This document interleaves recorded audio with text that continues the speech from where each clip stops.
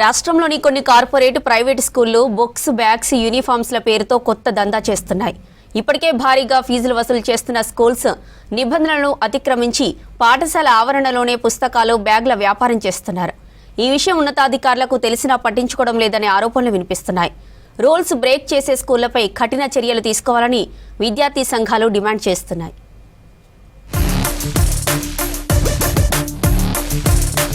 తెలంగాణ రాష్ట్ర వ్యాప్తంగా majority corporate private స్కూళ్లలో పుస్తకాలు, నోట్బుక్స్, యూనిఫామ్ అమ్మకం వ్యాపారం జరుగుతోంది. మండల స్థాయి నుంచి జిల్లా, రాష్ట్ర స్థాయి అధికారుల వరకు ఈ పుస్తకాలు, బ్యాగుల వ్యాపారం గురించి తెలిసినా ఎవరిపైనా చర్యలు తీసుకోవడం లేదు. అక్కడక్కడ స్టూడెంట్ యూనియన్లు ఆందోళనలు చేసిన చోట మాత్రం తాత్కాలికంగా వార్నింగ్ ఇచ్చి వదిలేస్తున్నారనే ఆరోపణలున్నాయి.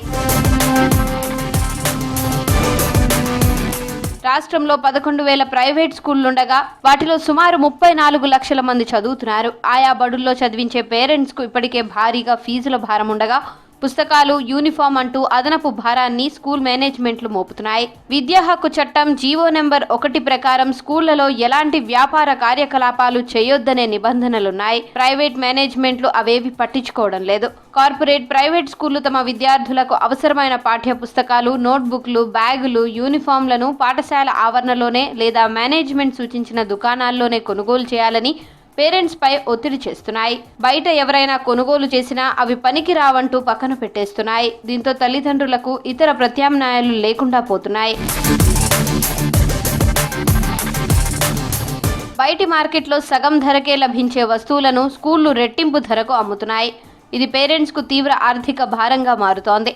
కేవలం హైదరాబాద్ ఉమ్మడి జిల్లా కేంద్రాల్లోనే కాదు, మండల కేంద్రాల్లోని ప్రైవేట్ స్కూళ్లు కూడా ఇదే విధానాన్ని కొనసాగిస్తున్నాయి. ఇప్పటికే భారీగా ఫీజులు వసూలు చేస్తూ విద్యా వ్యాపారాన్ని కొనసాగిస్తున్న మేనేజ్మెంట్లు స్కూల్ ఆవరణలోనే పుస్తకాలు, నోట్బుక్లు, యూనిఫామ్, బ్యాగ్లు, టైలు, షూస్ వంటి స్టేషనరీ వస్తువులను అమ్ముతూ సైడ్ బిజినెస్ ను కొనసాగిస్తున్నాయి. క్వాలిటీతో సంబంధం లేకుండానే పేరెంట్స్ కు అంటగడుతున్నాయి.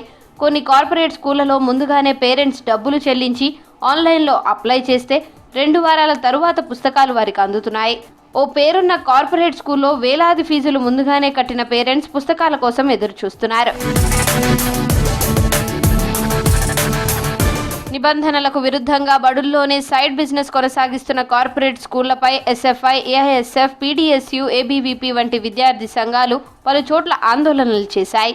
ఆయా స్కూళ్లపై దాడులు చేశాయి. పుస్తకాల అమ్మకాన్ని దొరకబట్టి ఉన్నతాధికారులకు నేతలు ఫిర్యాదు చేస్తున్నారు. అయితే అప్పటి వరకు స్టేషనరీ, బుక్స్, యూనిఫామ్ ఉన్న రూమ్లను సీజ్ చేసి పోతున్నారు.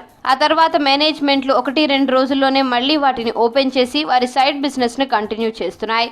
రాష్ట్ర వ్యాప్తంగా ఇంత జరుగుతున్నా అధికారులు కనీసం తనిఖీలు కూడా చేయకపోవడం అనేక అనుమానాలకు తావిస్తోందనే ఆరోపణలు వినిపిస్తున్నాయి.